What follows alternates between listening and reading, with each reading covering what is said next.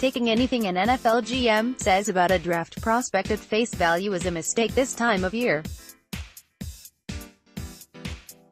Misdirection is the currency with which people like Mike Mayock trade during the month of March. That's why no one should trust that the Raiders are really interested in acquiring Dwayne Haskins. Mayock and a number of his NFL peers descended on Columbus on Wednesday to attend Ohio State's Pro Day. Haskins was the premier attraction. By all accounts, he really improved his draft stock on the day. The Raiders GM went so far as to say that Haskins put on a show. The team has even gone so far as to schedule a private workout with Haskins in the near future. That would seem to be an action of a team really interested in making him the number 4 pick in this year's draft.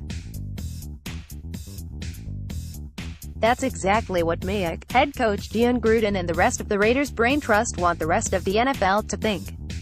Oakland is very open to moving around in the first round if they can get good value for any of their 3 day 1 selections.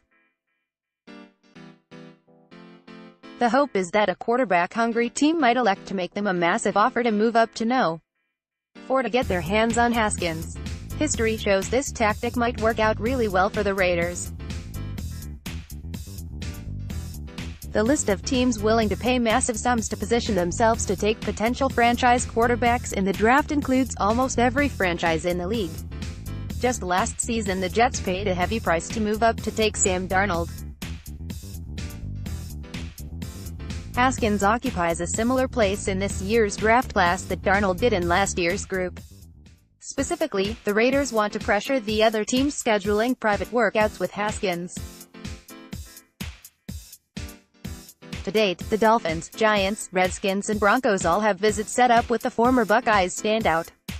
None of those teams have a pick higher than the Raiders.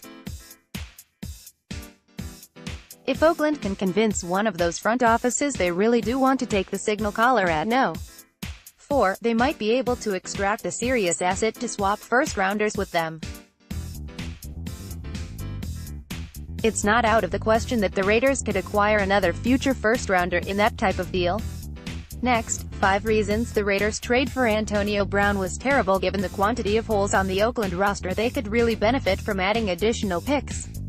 Conning a team into giving up the farm for Haskins would be a great way to accelerate the Raiders' rebuild.